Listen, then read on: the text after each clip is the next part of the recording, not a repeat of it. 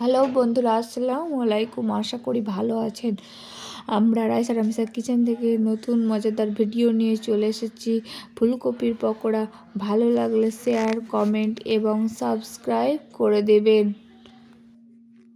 আজকে তৈরি করব ফুলকপির পকোড়া। তারই জন্য ফুলকপি কেটে ধুয়ে নিয়েছি, কিছুক্ষণ ভাপিয়ে নেব হলুদ আর লবণ দিয়ে। হলুদ লবণ দিয়ে দেবো।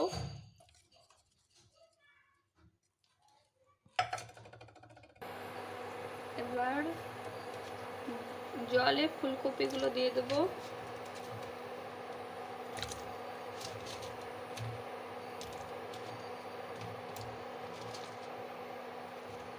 বন্ধুরা, ভাপা হয়ে গেছে, এবার নামিয়ে নেব।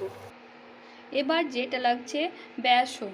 বেসন নিয়ে নিয়েছি, ধনেপাতা কুচি, লঙ্কা গুঁড়ো, লবণ, হলুদ গুঁড়ো, আদা রসুন পেস্ট, কালো জিরে, জিরে ধনে গুঁড়ো। তারপরে একটা ব্যাটার তৈরি করে নেব বেসন দিয়ে। যেটা লাগছে লবণ স্বাদ মতো, লঙ্কা গুঁড়ো, ধনেপাতা কুচি, আদা রসুন পেস্ট, জিরে, এগুলো সবই দিয়ে দেবো। তারপরে অল্প অল্প জল দিয়ে মাখিয়ে নেব। অল্প অল্প জল দিয়ে ব্যাটার তৈরি করে নিয়েছি। এবার কালো জিরে দিয়ে দেবো, তারপরে একটু নেড়ে দেবো।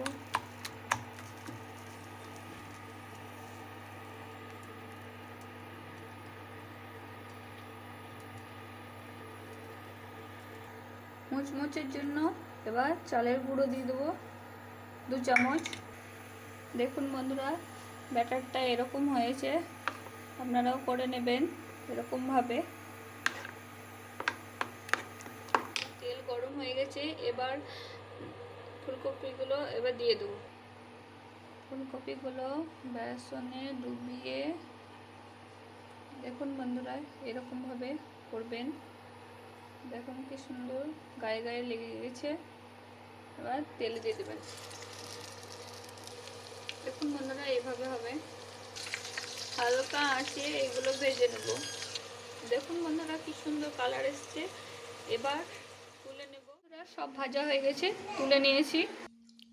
এভাবে পরিবেশন করবেন, খুবই সুস্বাদু খেতে। আপনারাও একবার বানিয়ে খাবেন, অনেক ভালো লাগবে। এটা ভাতের সঙ্গেও খাওয়া যাবে, মুড়ির সঙ্গেও খাওয়া যাবে।